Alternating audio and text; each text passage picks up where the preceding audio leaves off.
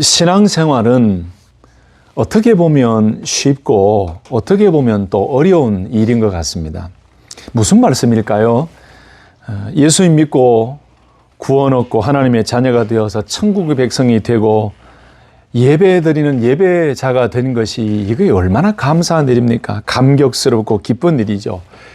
그래서 믿음으로 살아가고 하나님의 자녀가 된 것을 기억하며 예배와 찬송과 기도와 늘 하나님 바라보고 믿음으로 산다는 것 참 기쁜 일입니다. 감사한 일입니다. 얼마나 감사하고 감격스럽습니까?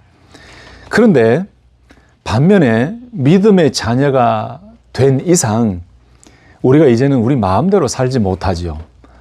하나님을 의식하며 살아야 되고 내 안에 내주하시는 성령님을 의식하며 살아야 되고 예수 믿지 않는 사람들은 자기가 원하는 대로 감정이 가고 생각되는 대로 마음대로 행동하고 살아가고 말하고 하고 싶은 대로 다 해버리고 먹고 싶은 거 다 먹고 다 하잖아요.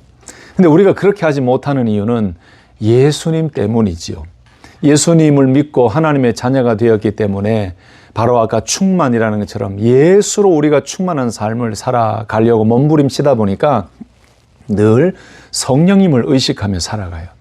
그래서 세상 사람들은 막 말해도 우리는 막 말하지 못하는 이유가 내 안에 성령님이 살아계시니 성령님이 자꾸 컨트롤 하시죠. 그렇게 하면 안 된다. 그렇게 하면 안 된다. 또 믿음의 사람답게 삶 속에서 절제하고 통제하고 때로는 믿음으로 살기 위해서 경건하게 살기 위해서 애쓰고 노력하다 보면은 어떻게 보면 신앙생활은 또 힘들고 어려운 일이기도 할 것입니다. 그러나 경건한 삶을 살기 위해 좀 어렵다고 느껴질지언정 이것이 실패의 삶이 아니고 오히려 하나님의 은혜 가운데 살아가는 믿음의 성도의 바른 삶이라는 것을 꼭 기억할 수 있기를 예수님의 이름으로 축복합니다. 그래서 우리는 믿음의 성도들에게는 두 가지가 있어요. 첫째는 감사와 감격의 삶이 있고 둘째는 늘 자기 자신을 통제하고 컨트롤하고 자기 자신을 쳐서 하나님의 말씀 앞에 복종시키면서 참 힘들고 어렵지만 영적 씨름의 삶을 살아가면서 늘 하나님의 은혜를 간구하며 살아가게 되죠. 그래서 여러분 우리가 영적으로 성숙해지고 믿음이 성장하기 위해서는 그저 예수 믿었다라는 것 그 한 가지의 생각으로 가만히 있으면 안 돼요. 우리가 영적으로 성숙하고 영적으로 성장하기 위해서는 늘 고민하고 또 고민하고 힘들고 어렵지만 또 나 자신을 통제하고 또 절제하고 또 우리 입술을 컨트롤하고 우리의 눈을 컨트롤하고 우리의 귀를 컨트롤하고 그래서 늘 바른 분별과 판단이 필요합니다. 이 영적 분별력과 영적 통찰력을 가지고 훈련하고 또 훈련하고 절제하고 또 절제하며 나아갈 때 결국 우리 가운데는 놀라운 열매가 우리 가운데 맺혀지고 또 거룩한 성령의 사람으로 살아가게 만들어 주실 줄로 믿습니다. 그러는 가운데 우리에게 또 힘든 일들이 있죠. 믿음을 가진 성도를 이렇게 경건하게 살려고 몸부림치는데 아무리 예수님을 믿은 성도이지만은 때로는 우리 삶 가운데 즐거운 일만 일어나는 게 아니에요. 힘들고 어려운 일도 일어나고 괴롭고 슬픈 일도 일어나죠. 예상치도 못했던 갑작스러운 일이 일어나면서 우리의 믿음을 흔들게 만드는 악한 사단의 유혹이 있을 때도 있습니다. 때로는 억울하고 분노가 일어나는 일도 있습니다. 마음 아픈 일도 있고 눈물 흘릴 일도 있습니다. 걱정하면서 물질의 부족함 때문에 경제적인 어려움 때문에 건강 문제 때문에 자녀들의 문제 때문에 얼마나 많은 어려움들이 갑자기 우리에게 찾아올 때가 많지요. 근데 여러분 이러할 때에 우리가 반드시 기억하고 늘 생각해야 되는 것은 뭔가 아까 말씀드렸던 첫 번째 것이에요. 예수 그리스도를 믿음으로 나는 하나님의 자녀가 되었고 예수 그리스도를 믿음으로 내 안에 성령님이 내주하고 계시고 그 하나님의 의의 백성이 되었고 하나님은 항상 나를 붙들고 계신다는 이 사실을 늘 기억해야만 우리에게 다가오는 갑작스러운 여러 가지 힘들고 어려운 고난을 이겨낼 수 있게 된다는 것이죠. 여러분 아멘이십니까? 이런 믿음의 삶을 살기 위해서 우리는 늘 하나님을 의식하고 내가 어떤 존재가 되었는가를 늘 기억하며 살아가야 됩니다. 그래서 우리 성도들은 나보다 나를 더 잘 아시는 하나님, 이 세상에 그 어떤 누구도 날 몰라줘도 살아계시고 전능하시고 온 우주 만물을 창조하신 그 하나님 아버지만 나를 알아주시면 된다. 그래서 하나님 아시지요. 주님 아시지요. 이 고백으로 나아갈 때 우리는 그 더 큰 힘과 능력을 하나님으로부터 받을 수 있게 될 것입니다. 저를 한번 따라서 하십니다. 하나님 아시지요. 하나님 아시죠? 주님 아시지요. 주님 아시죠? 여러분, 그래서 우리가 항상 어려운 일이 우리에게 닥쳐질 때에 하나님만 알아주시면 됩니다. 특별히 우리 마음속에 억울함과 분노와 여러 가지 참 애매한 고난을 당할 때 뭔가 사람에게 다 그걸 이해시키고 해결할 필요가 없어요. 우리 그때 필요한 딱 한 가지는 하나님 아시죠. 하나님만 아시면 됩니다. 라는 그 고백과 하나님이 나를 지금도 붙들고 계신다는 그 사실 하나를 가지고 나아가면 우리는 어떠한 환경 속에서도 다시 일어설 수 있고 믿음으로 하나님을 바라볼 수 있게 될 것입니다. 오늘 우리가 읽은 본문 말씀이 그런 부분에 있어서 우리에게 참 큰 힘과 용기가 되는 메시지고 말씀이에요. 많은 성경학자들이 설명하기를 이 시편 139편은 다윗이 사울 왕에게 쫓김을 당하고 사울 왕의 그 죽이려고 덤벼드는 그 위협 속에서 도망을 다니는 그때에 또 아들에게 배신을 당해서 생명의 위협을 당하고 도망을 다니는 그 참 처절한 신세 속에서 그 블레셋 땅으로 이방 땅으로 피해 있는 그때에 다윗은 하나님이 어떤 분인가를 고백하며 그 고난의 환경 속에서도 자기 자신을 붙들고 계시고 자기 자신의 형편을 너무나 잘 알고 계시는 그 하나님에 대한 믿음의 고백이다라고 많은 성경학자들이 이 139편의 배경을 설명합니다. 정말 그런 것 같습니다. 오늘 139편의 이 말씀을 읽어보면은 다윗이 하나님이 어떤 분이신지 얼마나 자세하게 고백하고 있고 하나님 한 분으로 다시금 힘을 얻고 있는 다윗의 모습을 보게 됩니다. 저는 오늘 이 말씀을 통해서 우리 성도님들이 오늘 제목처럼 하나님만이 나를 알아주시면 됩니다. 그리고 나를 아시는 그 하나님이 어떤 분이신가를 오늘 말씀을 통해 다시 한번 깨달으시고 이 하나님 앞에서 믿음으로 담대히 나아가는 그런 승리자들이 되시기를 예수님의 이름으로 축복합니다. 우리 먼저 한번 보실까요? 오늘 말씀 첫 번째로 함께 살펴볼 것은 다윗이 참 믿음 있는 사람이에요. 누가 뭐래도 누가 무슨 말을 하더라도 하나님은 나를 알고 계시고 하나님은 나를 지으셨고 하나님은 나의 모든 것을 아시는 분입니다 라고 고백해요. 1절을 다시 한번 보실까요? 여호와여 주께서 나를 살펴보셨으므로 나를 아시나이다 그랬습니다. 이게 시인의 고백이에요. 주께서 나를 살펴보셨으므로 나를 아시나이다. 여러분, 먼저 우리가 한번 좀 짚고 넘어가야 될 것이 있는데요. 1절과 같은 이 고백을 할 수 있는 이유는요, 아무나 할 수 있는 고백이 아닙니다. 다시 한 번 더요.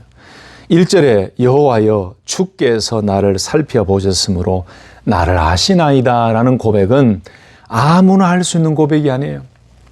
우리 믿음의 성도들이라고 하는 소위 교회에 예배드리러 나오는 이 성도들, 기독교인들 모두 다가 자연스럽게 1절과 같은 고백을 할 수 있는 게 아닙니다. 1절과 같은 고백을 할 수 있었던 것은 다윗이 직접 하나님을 체험하고 경험하고 깨닫고 하나님의 살아계심을 몸소 경험하고 지금도 하나님의 살아계심을 온전하게 믿고 있는 그 믿음이 있기 때문에 이렇게 고백할 수 있었던 거예요. 여호와여 주께서 나를 살펴보셨으므로 나를 아시나이다. 이전에 개역 한글 성경을 보면은 여호와여 주께서 나를 감찰하시고 아셨나이다 그랬어요. 감찰하셨다, 나를 살펴보셨다 같은 의미로 보시면 되겠죠. 근데 여기에 감찰하신다, 나를 살펴보셨다라는 것은 하카르라는 히브리어 단어가 쓰여졌어요. 이 하카르라는 감찰하신다, 살펴보셨다라는 것은 낱낱이 찾다, 낱낱이 조사하다 이런 의미예요. 다시 말씀드리면 하나님께서 다윗의 모든 삶을 낱낱이 다 살펴보셨다. 지금도 보고 계신다. 다 조사해서 다윗의 모든 것을 하나님께서 다 보셨다. 그리고 알고 계신다라는 고백이죠. 여러분, 이 1절의 고백은 하나님이 어떤 분이신가를 믿음으로 고백한 믿음의 고백이기도 하고, 두 번째는 다윗의 편에서는 얼마나 하나님과의 깊은 영적 교제가 계속 이어졌으면 이런 고백까지 할 수 있었겠는가를 알게 만드는 구절이에요. 쉽게 요약하면 1절과 같은 이 고백은 아무나 할 수 있는 고백이 아니라는 거지요. 계속해서 다윗은 하나님과 깊은 교제 가운데 하나님과 동행하며 하나님이 어떤 분이신가를 확실히 알고 있었고, 믿음으로 늘 순간순간마다 하나님을 의지하며 살아왔고, 지금 이렇게 도피 생활하며 어려운 환경 속에서도 다윗이 하나님이 나를 살펴보셨지 않습니까? 감찰하셨지 않습니까? 그래서 나를 다 아시지 않습니까? 라고 고백할 수 있었던 것은 다윗이 확실하게 하나님을 알고 하나님과 깊은 관계 속에서 나왔다는 믿음의 고백이죠. 여러분, 이게 굉장히 중요해요.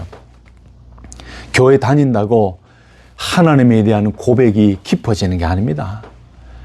그냥 교회만 왔다 갔다 한다고 하나님에 대한 믿음의 고백, 하나님의 살아계심과 오늘 1절과 같은 이 다윗의 고백이 저절로 나타나는 게 아니에요. 매일매일 말씀을 통해, 기도를 통해 내가 직접 하나님을 만나고 경험하고 체험할 때에 우리 입술에서 하나님을 향한 신실한 믿음의 고백이 나오게 되는 거예요. 찬송도 마찬가지고, 감사도 마찬가지고, 고백도 마찬가지고, 기도도 마찬가지고, 간증도 마찬가지예요. 하나님을 향한 모든 그 고백은 내가 직접 하나님을 경험한 데서부터 흘러 넘치게 되는 거예요. 여러분, 마치 이 큰 배스킷이 있는데 여기다가 수도꼭지를 틀어서 물을 담을 때에 이 엄청난 이 양의 물이 계속해서 철철철철철 흘러 넘치도록 이 두는 것처럼, 그러면서 이 배스킷을 타고 넘쳐서 물이 막 흘러 넘치고 그 잔디밭에 물이 흘러 넘치는 것처럼 우리의 영혼 속에, 우리의 마음 속에 하나님과의 영적 교제와 깊은 은혜의 삶의 경험과 체험이 넘쳐날 때 우리 입술은요, 가만히 있지 못해요. 하나님의 은혜에 대해서 이야기해야 되고, 찬송해야 되고, 간증해야 되고, 기도해야 되고, 고백해야 돼요. 근데 이 배스킷에, 이 물탱크에 물이 요만큼 있거나 메말라 있다면은 흘러 넘치지가 않지요. 바로 저는 이런 비유를 많이 사용합니다. 영적 가스 탱크에 영적 가스를 채워야 우리가 달리더라도 달릴 수가 있고 넘치는 고백을 할 수가 있거든요. 다윗은 매일매일 하나님과 고백했어요. 하나님을 만났어요. 참 우리 성도님들은 저는 참 감사하고 귀하다라고 생각해요. 우리가 계속해서 생명의 삶으로 매일 묵상을 하고 있는데 우리 성도님들이 얼마나 그 말씀 묵상에 열심을 내고 있는지, 우리 카톡방에 올려주시는 글들뿐만 아니고 주일날 만나서 얘기하시는 그 묵상의 은혜를 나누는 거 보면은 참 감사하다. 여러분, 바로 거기에서 오늘 다윗처럼 이런 고백이 나오는 거예요.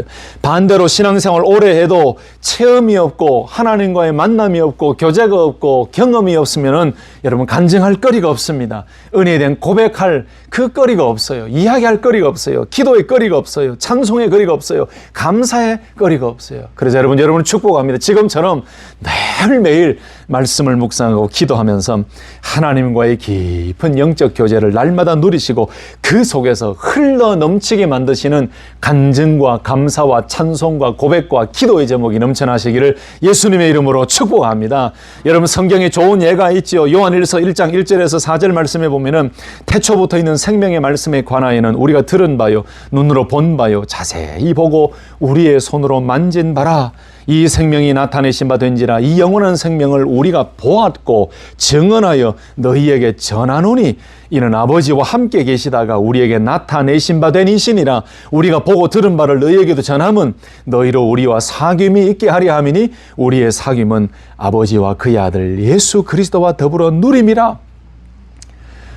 이게 아멘이 좀 크게 나와야 되는데 저는 개인적으로 좋아하는 말씀 가운데 이 사도 요한의 고백, 요한일서 1장 1절에서 4절 말씀 정말 좋아합니다. 왜 그러냐? 태초부터 있는 생명의 말씀에 관하여는 바로 예수님이죠. 복음이죠. 우리가 들은 바요, 눈으로 본 바요, 자세히 보고 우리 손으로 만진 바라.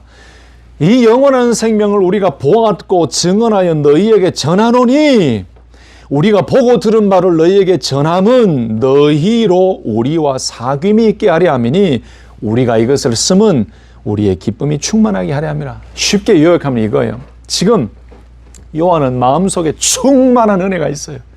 태초부터 있는 생명이 말씀되신 예수 그리스도를 직접 보았고 그의 음성을 들었고 가르침을 들었고 그의 기적을 보았고 내가 눈으로 보았고 그 말씀을 귀로 들었고 자세히 보았는데 그것도 손으로 만진 바다라고 고백할 정도로 그 주님을 직접 체험했어요. 그 얼마나 경험과 은혜가 큰지 그 감격이 큰지 그 체험한 하나님을 이 생명을 내가 보았고 증언하는 것이다. 이 증언하는 이유는 우리 마음속에 있는 그 기쁨이 여러분들에게도 기쁨이 넘치고 우리와 주님과 함께 있는 것처럼 여러분들도 주님과의 사귐이 있기 위해서 우리는 이것을 너에게 전합니다. 여러분들에게 전합니다. 선포합니다라는 것이죠.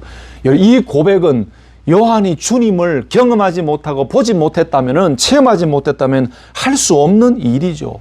또 성경에 보면은 체험과 경험이 주님을 만난 것이 얼마나 중요한지 누가복음 24장 30절 이하에 잘 아시죠. 엠마오로 가는 두 제자가 부활하신 주님이 함께 걸어가고 있음에도 불구하고 깨닫지 못했어요. 그래서 지금 이 두 제자가 예수님께서 물었을 때 허허 당신은 아직도 모르느냐, 예루살렘에 일어난 예수 부활의 사건 때문에 지금 난리인데 어떻게 당신만 모르느냐라고 이야기했더니 오히려 예수님께서 답답해 하시면서 선지자의 글로부터 시작해서 모세 이야기부터 시작해서 쭉 설명해 주셨어요. 그런데도 부활의 주님이 함께 동행하고 말씀하시는 대로 깨닫지 못하다가 이 30절 이후에 보면은 그들과 함께 음식 잡수실 때에 떡을 가지사 축사하시고 떼어 그들에게 주시니 그때야 그들의 눈이 밝아져 예수님인 줄 알더라. 얼마나 놀랐는지 서로 이야기합니다. 길에서 우리에게 말씀하시고 우리에게 성경을 풀어주신 그분이 예수님이네. 그 풀어주실 때에 우리 가슴이 뜨거웠잖아. 뜨겁지 아니하더냐. 그러면서 막 찾았는데 예수님은 그 자리에 계시지 아니하고 다시 옮기셨어요. 바로 이 엠마오로 가던 두 제자가 부활의 주님을 만나고 난 이후에 예수님은 과연 살아나셨습니다 라고 하면서 시몬에게 가서 얘기합니다. 그리고 많은 사람들에게 자기에게 일어난 예수님이 떡을 떼어주심으로 우리들에게 나타나서 우리의 눈을 밝혀주시고 부활의 주님을 깨닫게 되었다, 가슴이 뜨거웠다, 이런 모든 이야기들을 하면서 자기가 체험하고 만난 부활의 주님을 이야기했죠. 여러분, 신앙생활에 가장 중요한 것 중에 하나가 있다면 하나님을 만나는 거예요. 사역을 하면서 제가 답답할 때가 언제냐면은 아니 장로가 되고 권사가 되고 집사가 되고 안수집사가 되고 뭐 직분 받은 건 얼마나 자랑하는지 몰라요.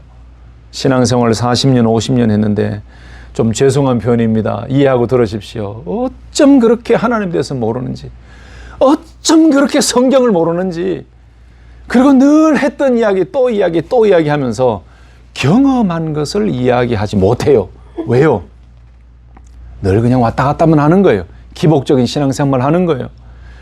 그렇게 직분을 자랑하고 신앙생활 오래 한 연수는 자랑하는데 매일매일 하나님 말씀 묵상하고 절제하면서 기도하면서 하나님의 뜻이 무엇인지 깊이 고민하며 그 성령 하나님과의 깊은 영적 교감, 하나님의 말씀을 통해 깊은 하나님의 은혜를 경험하지 못하니 늘 하는 얘기가 세상 얘기고 세상의 정치 얘기고 부동산 이야기하고 자녀 이야기하고 돈 번 얘기하고 스탁 얘기하고 하나님의 은혜 얘기를 성도들이 이야기할 때 할 얘기가 없는 거예요. 저 그런 분들 보면 너무 안타까워요. 아니 이야기해도 저렇게 할 얘기가 없는가. 아니 한 주간 이 6일 동안 살고 주일날 예배 드리러 오셔서 6일 동안 하나님을 만난 경험이 한 번도 없는가. 너무 안타까울 때가 있어요. 그래서 여러분, 믿음 생활은 연수도 자랑해야 되고 신앙의 3대, 4대다는 것을 자랑하고 참 중요한 일입니다. 그게 정말 중요해요. 그런데 더 중요한 것은 내가 직접 늘 하나님을 만나고 경험하는 일입니다. 아멘이십니까? 하나님을 만나고 체험하는 일이 없으면요, 맨날 남 이야기 듣고 그 이야기 합니다. 남이 경험하고 체험한 간증거리 듣고 그게 자기 체험인 줄 알고 얘기해요. 나중에 다 뽀록이 나요. 자기가 경험하지 않은 것을 이야기하면 나중에 다 그게 메말라요. 그래서 우리 성도님 다시 한번 축복합니다. 늘 말씀을 통해, 늘 기도를 통해, 늘 삶의 환경을 주도해 가시는 그 하나님 성령님과의 깊은 교제를 통해서 늘 하나님을 만나시고 늘 주님을 경험하시고 늘 성령님을 체험하는 승리의 삶이 되시기를 예수님의 이름으로 축복합니다. 이건 경험한 분들이 할 수 있는 고백이에요. 하나님을 경험하고 말씀을 묵상하다가 내 가슴을 뜨겁게 하시는 하나님의 은혜, 그 내 눈을 열어 주의 법에 귀한 것을 보게 하시는 성령님의 놀라운 기적을 경험할 때에 우리 입술에서 무엇이 나옵니까? 하나님의 말씀이 나오죠. 내가 이 말씀의 은혜를 받았다. 하나님의 기적을 경험했다. 나를 살리시는 하나님의 은혜를 경험했다. 내가 이렇게 침체되어 있었는데 말씀을 묵상하는 가운데 내 영혼을 이렇게 소성시켜 주셨다. 이렇게 간증거리와 하나님에 대한 이야기가 많아지는 거예요. 이게 얼마나 감사하고 기쁜 일입니까? 이건 주체할 수 없어요. 오늘 식사하실 때도 그런 여러 가지 간증을 나누면서 서로 격려하고 축복했으면 좋겠어요. 또 한 번 보세요. 욥의 고백을 보세요. 욥이 쫄딱 망했죠. 세상적으로 말하면 얼마나 한순간에 다 망했습니까? 다 죽어요. 가족들이 죽고 자녀들이 죽고 그 큰 부자였으면 불구하고 다 한순간 다 날아가 버려요. 친구들이 와서 격려한답시고 한 이야기가 얼마나 상처가 됐습니까? 믿음 없는 사람은 아내가 그런 이야기하고 저주하고 죽으라, 하나님을 저주하고 죽으라 그러면은 정말 아이고 나도 지금까지 믿다가 이렇게 잘 지내왔다고 생각했는데 난 더 이상 하나님 못 믿겠다라고 다 포기할 수 있었을 거예요. 그러나 그 유혹에 넘어가지 않았어요. 욥이 보십시오. 마지막 42장에 오면은 얼마나 고난 가운데 있었습니까? 그러나 하나님의 놀라운 임재와 하나님의 뜻을 깨닫고 42장 5절에 내가 주께 대하여 귀로 듣기만 하였사오나 이제는 눈으로 주를 배웠나이다 라고 고백했어요. 이게 욥의 체험이죠.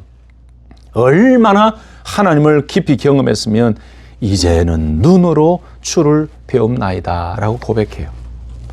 오늘 우리가 읽은 이 시편 139편 다윗의 고백도 마찬가지입니다. 얼마나 힘들고 어려운 환경 속에 있었습니까? 그러나 다윗은 하나님께서 자기 자신을 살펴보셨고 감찰하셨고 자기 자신을 너무 잘 알고 계시는 분이시다. 그러면서 하나님이 어떤 분이신가를 명확하게 고백하고 있어요. 성도 여러분, 그러므로 우리는 하나님을 아는 일에 더욱 힘을 쏟아야 됩니다. 가장 근본적으로 말씀과 기도와 성령님과 동행하는 삶을 통해서 우리는 늘 하나님을 경험하고 하나님을 알아갈 때에 오늘 1절과 같은 이 다윗의 신실한 믿음의 고백이 흘러나올 줄로 믿으시기를 예수님의 이름으로 축복합니다. 자, 그렇다면 오늘 이 다윗의 믿음의 고백 가운데 다윗은 하나님을 어떻게 고백하고 있습니까? 하나님이 어떤 분이라고 말씀하고 있습니까? 첫 번째 보니까 나의 앉고 일어섬을 다 아시는 분이시다라고 말씀해요. 2절 말씀에 주께서 내가 앉고 일어섬을 아시고, 여러분 앉고 일어선다는 것은 사람의 모든 동작이지요.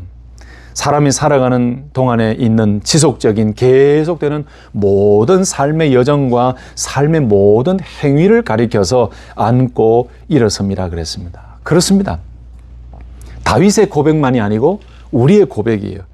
여러분, 하나님께서는 지금도 우리의 앉고 일어섬을, 우리의 모든 삶의 행위를 다 알고 계시는 분이신 줄로 믿습니다. 두 번째 보세요. 다윗은 하나님을 어떤 하나님으로 고백합니까? 멀리서도 나의 생각을 밝히 아시오며 그랬어요. 여기서 멀리서도라는 말씀은 하나님은 시공간을 초월하시는 분이라는 말씀이지요. 우리가 어디에 있든지 무엇을 하든지 하나님은 다 우리의 생각을 밝히 아신다.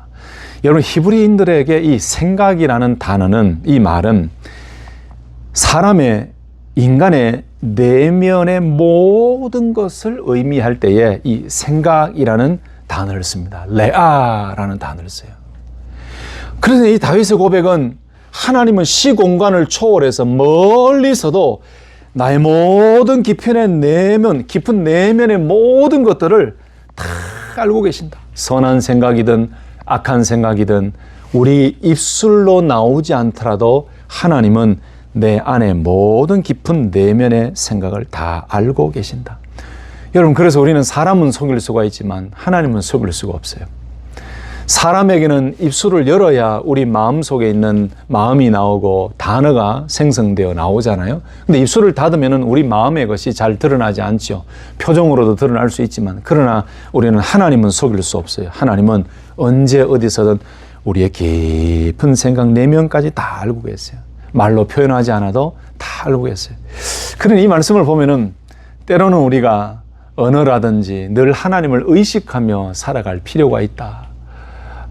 그래서 우리는 항상 우리 내면을 아시고 모든 생각을 아시는 그 하나님이 내 앞에 계신다라는 생각을 가지고 살다 보면 우리의 마음과 우리 언어를 좀 컨트롤하면서 많은 사람들에게는 보여지지 않는 가장 은밀한 영역인 내 생각까지도 하나님이 다 알고 계신다는 것을 기억하며 살면 우리가 좀 실수를 줄일 수 있을 것 같습니다. 또 세 번째, 다윗은 뭐라고 고백합니까? 하나님께서는 나의 모든 길과 내가 눕는 것을 살펴보셨으므로 나의 모든 행위를 익히 아시오니라고 고백했어요. 2절에 나오는 말씀과 비슷한 것 같습니다. 나의 모든 길, 내가 눕는 것, 이것은 우리의 모든 삶이죠. 나의 모든 행위죠. 이것을 다 살펴보셨고 나의 행위를 익히 아신다. 이 말씀 또한, 3절 말씀 또한 우리 모든 것을 다 알고 계신다라는 의미죠. 또 한 가지를 볼까요? 4절에 보면은 내 혀의 말을 알지 못하시는 것이 하나도 없으시니다. 이 4절 말씀을 이 표준 세번역 성경에 보면 이렇게 쉽게 잘 해석을 해놨습니다. 내 혀를 놀려 아무 말 하지 않아도 주님께서는 내가 하려는 말을 이미 다 알고 계십니다. 라고 번역했어요. 참 괜찮은 번역인 것 같습니다. 하나님은 우리의 모든 이 혀의 우리 모든 이 내가 하려는 그 말까지도 입을 벌려서 나오지 않더라도 다 알고 계신다. 야, 그러니 우리가 하나님을 떠나서 하나님 앞에서 어떻게 믿음으로 살아야 되는지, 이 전지하시고 전능하신 하나님 앞에서 우리가 얼마나 어떻게 보면 좀 벌거벗겨지는, 우리 모든 것을 너무나 잘 아시는 하나님 앞에서 때로는 두려워하는 마음이 필요하고 때로는 하나님을 경외하는 마음이 필요한 그 여러 가지가 우리 마음속에 드는 것 같습니다. 우리가 속마음을 숨기고 상대방에게 이야기할 수 있지만 하나님을 속일 수 없어요. 아까도 말씀드린 것처럼 3절 4절 말씀은 하나님은 우리의 깊은 생각까지도 아시고 우리의 혀의 말을 알지 못하시는 것이 하나도 없으시다라고 말씀하세요. 이게 다윗의 고백만이 아니고 우리의 고백이지요. 참 전능하시고 전지하신 하나님, 참 대단하십니다. 그래서 이 시인은 이런 하나님을 가리켜서 5절 6절에 그 하나님의 위대하시고 웅장하심이 얼마나 큰지 내가 도저히 능히 거기에 미칠 수가 없습니다 라고 고백하며 하나님 앞에서 겸손함으로 자기 자신의 믿음을 고백합니다. 그러면서 7절, 8절, 9절, 10절에는 또 어떻게 이야기합니까? 하나님은 안 계신 곳이 없으시다. 하나님은 모든 곳에 계십니다 라고 고백하지요. 7, 8, 9, 10절 한번 보실까요? 내가 주의 영을 떠나 어디로 가면 주의 앞에서 어디로 피하리까? 내가 하늘에 올라갈지라도 거기 계시며 스올에 내 자리를 펼지라도 거기 계시니이다. 내가 새벽 날개를 치며 바다 끝에 가서 거주할지라도 거기서도 주의 손이 나를 인도하시며 주의 오른손이 나를 붙드시리다 라고 말씀합니다. 여러분, 이 말씀은 하나님이 안 계신 곳이 없다는 거죠. 주의 영을 떠나 성령을 떠나 어디로 가겠습니까? 주의 앞에서 내가 어디로 피하겠습니까? 여러분, 신앙생활 하다가 힘들고 어렵고 실패를 경험하고 고난을 경험할 때에 어떤 분들은 하나님을 등지고 떠나버리려고 하죠. 주일 예배에 참석하지 않고 기도하지 않고 말씀과 거리가 멀어지고 믿음의 성도들과 교제를 끊고 자기 혼자 삽니다. 믿음의 생활을 하지 않습니다. 그런데 여러분 기억하십시오. 하나님이 선택한, 하나님이 내가 너를 나의 언약 백성으로 삼았다, 그리고 삼으신 그 영혼은 절대로 하나님의 손에서 벗어날 수가 없습니다. 아멘이십니까? 하나님을 떠나서 도망 다녀봐야 늘 하나님의 손바닥 안에 있어요. 하나님이 안 계신 곳이 없어요. 주의 영을 떠나 어디로 가겠습니까? 주의 앞에서 어디로 피하겠습니까? 그래서 저는 그런 성도님을 보았습니다. 사업에 실패하니까 사람도 보기가 부끄럽고 힘들고 자기도 기분 상하고 하나님도 너무 싫고 하나님도 미워지고, 그러니 그 사업 망하게 한 그 모든 원인을 하나님이라고 생각하고 딱 이 믿음 생활을 접고 도망을 다녀요. 그냥 떠나버려요. 근데 그분의 삶 속에서 하나님이 간섭하지 않으셨을까요? 간섭하셨어요. 개입하세요. 병을 주세요. 아픔을 주세요. 그리고 회복하게 하세요. 그러면서 깨닫게 하세요. 그래서 다시 돌아오게 하세요. 결국 그분은 또 육신의 병 때문에 돌아가셨지만 그분이 돌아오셔가지고 40년 신앙생활 하신 성도들보다도 그분이 신앙생활한 2년의 신앙생활이 더 귀하고 값지고 충성스러울 정도로 온 교회가 놀랄 정도로 그분의 깨닫고 회개하고 돌아온 삶은 이런 고백의 삶이었어요. 목사님, 내가 하나님을 떠나고 하나님을 이제는 더 이상 안 만나겠다고 도망을 갔지만 절대로 하나님을 피해서 갈 데가 없더라고요. 결국 하나님께서 나를 부르셨고 하나님께서 나를 깨닫게 하셨고 나에게 이런 병을 주셨지만 이것은 내가 비즈니스를 하면서 내 몸을 제대로 관리 못해서 얻은 것이지 하나님이 나에게 주신 것이 아닙니다. 오히려 이것이 나에게는 큰 은혜가 되었습니다. 목사님, 나는 천국 갑니다. 이 믿음의 고백을 하고 돌아가신 그 믿음의 고백이 많은 성도님들에게 얼마나 큰 도전이 됐는지 몰라요. 여러분, 우리 하나님을 떠나서 어디 갈 데가 없어요. 그러면서 뭐라고 고백합니까? 8절에는 내가 하늘에 올라갈지라도 거기 계시며 스올에 내 자리를 펼지라도 거기 계시니다. 스올은 이전 성경에 음부라고 되어 있죠. 이 죽음의 곳이죠.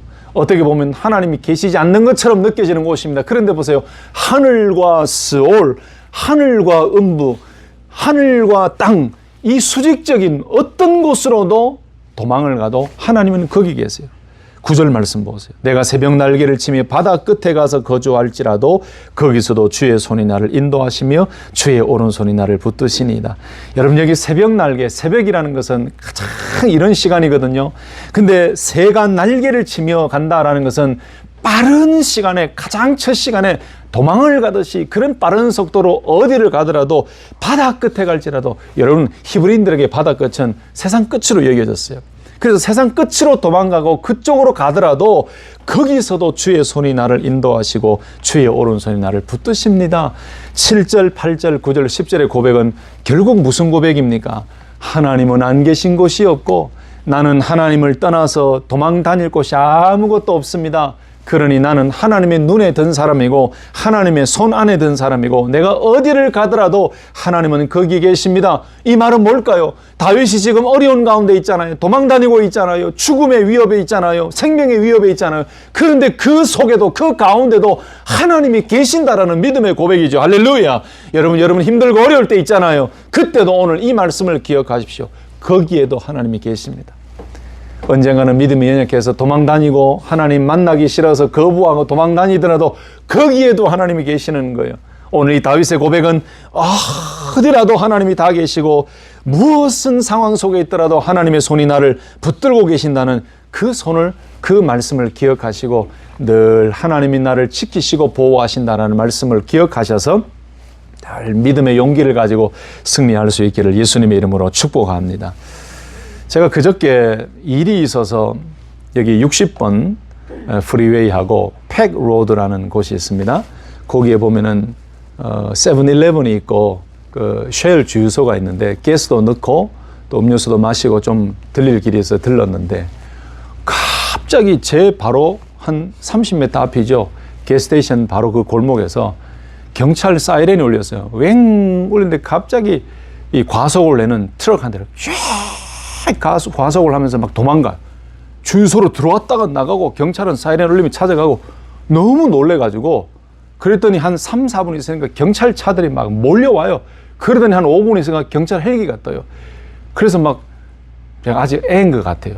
카메라를 꺼내가지고 막 영상을 찍고 비디오 라이브 통화하는 거 뭐죠? 그 영상 통화 해가지고 아들하고 아내하고 통화하면서 보라고 지금 헬기 떴다고 보라고 막 이랬단 말이에요.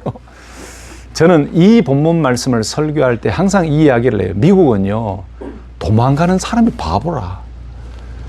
여기는 도망가면 헬기 뜨고 공중에서 다 보고 어디로 간다 다 해서 끝까지 잡아요. 그러니 바로 그 주유소 바로 뒤에 있는 큰 숯불 같은 공터가 있었어요. 결국 거기에 이제 헬기가 낮게 떠서 계속 돌아요. 차들이 거기 몰려들어요. 뻔히 보니까 거기서 잡혔어요. 제가 보니까 숯불이 많으니까 경찰은 두들겨 맞을 것 같아. 그래 잡혔을 거예요. 그러다가 제가 또 일이 있어서 또 나왔는데 우리가 어디를 가더라도 다 하나님의 눈 안에 들어있어요. 어디를 피해도 다 하나님 보고 계세요. 좀 이해하시라고 제가 이 이야기를 드렸는데 어디를 가더라도 다 하나님 보고 계시고 하나님의 손이 우리를 지키고 계신다는 사실을 기억하시면 다윗과 같은 어려운 순간에도 우리는 더 힘을 내고 더 큰 능력을 경험하게 될 줄로 믿습니다. 말씀을 제가 마무리하면서 여러분, 오늘 이 다윗의 고백을 들으면서 여러분들은 어떤 생각이 드세요? 저는 두 가지를 꼭 강조하고 싶습니다. 첫 번째 강조하고 싶은 것은 이런 하나님이 다윗만의 하나님이 아니고 나의 하나님이고, 오늘 이 다윗의 고백이 내가 해야 될 고백이라는 거예요. 하나님께서는 지금도 나의 앉고 일어섬을 알고 계시고, 나의 모든 행위를 다 알고 계시고, 내 모든 생각을 아시고, 내 모든 마음의 언어와 말까지도 다 알고 계세요. 또 한번 보세요. 13절 14절에 보면은 주께서 내 내장을 지으시며 나의 모태에서 나를 만드셨나이다. 내가 주께 감사하오면 나를 지으심이 심히 기묘하심이라. 16절에 내 형질이 이루어지기 전에 주의 눈이 보셨으며 나를 위하여 정한 날이 하루도 되기 전에 주의 책에 다 기록되었나이다. 하나님이 나를 창조하셨습니다. 내가 이 땅에 태어나기 전에 이미 하나님께서는 만세전부터 나를 창조하셨습니다. 이게 놀라웠고 심히 기묘한 일입니다라고 고백할 정도로, 오늘 이 다윗의 고백이 우리의 고백이 될 때에 어떠한 상황 속에서라도 그 하나님으로 인하여 우리는 용기를 얻을 수 있고 희망을 얻을 수 있고 소망을 얻을 수 있고 이겨낼 수 있을 줄로 믿습니다. 아까 설교 서두에 말씀드렸잖아요. 애매하게 신앙생활을 하다가 고난당하고 억울하고 분노가 치밀어 오를 때도 있고, 또 믿음 생활을 잘 하려고 경건하게 살려고 하는데 비즈니스나 직장 생활이나 물질의 어려움이 있고, 자녀들에게 어려움이 생기고, 건강에 문제가 생기고, 때로는 하나님을 떠나고 싶은 마음, 하나님을 원망하고 싶은 마음이 생기죠. 그런데 그때 우리가 기억해야 되는 것은, 그때에도 하나님은 나를 알고 계신다. 사람 몰라줘도 하나님만이 나를 알고 계시면 됩니다. 라는 이런 고백이 우리 가운데 넘쳐났으면 좋겠습니다. 말씀을 준비하는데 옛날 생각이 났습니다. 옛날 어릴 때 우리 부모님들과 그 모교회의 성도님들, 그 머리가 이거 비녀를 꽂은 권사님들, 집사님들, 그리고 수염 이렇게 기르신 집사님들, 장로님들이 함께 찬송을 불렀던 이 찬송, 이 복음송이죠. 이 복음송이 생각나는데 아마 여러분들 아시는 분들도 있으실 것 같아요. 세상 사람 날 부러워 아니하여도 나도 역시 세상 사람 부럽지 않네. 하나님의 크신 은혜 생각할 때에 할렐루야 찬송이 저절로 나네. 연습할 때보다 좀 못하네. 연습할 땐 잘했는데. 세상 사람 날 부러워 아니하여도 이 세상의 권세자들 날 부러워해. 성령 충만 받은 것을 생각할 때에 할렐루야 찬송이 저절로 나네. 세상 사람 날 부러워 아니하여도 나도 역시 부귀영화 부럽지 않네. 예수님의 신부 될 것 생각할 때에 할렐루야 찬송이 저절로 나네. 세상 사람 날 부러워 아니하여도 하늘나라 천군 천사 날 부러워해. 영원토록 누릴 영화 생각할 때에 할렐루야 찬송이 저절로 나네. 사람 몰라줘도 됩니다. 사람이 날 몰라줘도 됩니다. 오늘 다윗이 고백한 이 하나님만이 나를 알아주면 됩니다. 아멘이십니까? 어떤 상황 속에서도 하나님만이 나를 알아주면 돼요. 어떤 상황 속에서도 하나님만이 나를 붙들고 계신다는 사실만 알면 우리는 어떠한 상황 속에서도 힘을 내고 용기를 내고 견고하게 하나님을 향해 달려갈 수 있게 될 줄로 믿습니다. 그래서 찬송 가운데 우리가 위로받고 힘을 얻을 수 있는 찬송이 참 많지요. 너근 짐 걱정 말아라. 주 너를 지키리. 주 날개 밑에 거하라. 주 너를 지키리. 또 예수 앞에 나오면 죄사함 받으며 주의 품에 안기어 편히 쉬리라. 우리 주만 믿으면 모두 구원 얻으며 영생 복락 면류관 확실히 밝겠네. 죄짐을 지고서 권하거든 내 마음속에 주 영접하며 새 사람 되기를 원하거든 내 구주를 영접하라. 의심을 다 버리고 구주를 영접하라. 만문 다 열어놓고 내 구주를 영접하라. 얼마나 우리에게 힘이 되는 찬송입니까? 말씀을 마칩니다. 사랑하는 성도 여러분, 오늘 다윗의 고백이 저와 여러분들의 고백이 되시기를 예수님의 이름으로 축복합니다. 사람 바라보지 마시고 사람 몰라준다고 마음 상하지 마시고 다윗의 하나님, 나의 하나님이고 그 하나님이 나를 보고 계시고 다 알고 계신다는 것을 믿고 그 하나님만이 나를 알아주시면 됩니다라는 믿음으로 어떠한 상황이 우리 가운데 일어나더라도 그 하나님만 바라보고 승리하는 복된 성도님들 되시기를 예수님의 이름으로 축복합니다.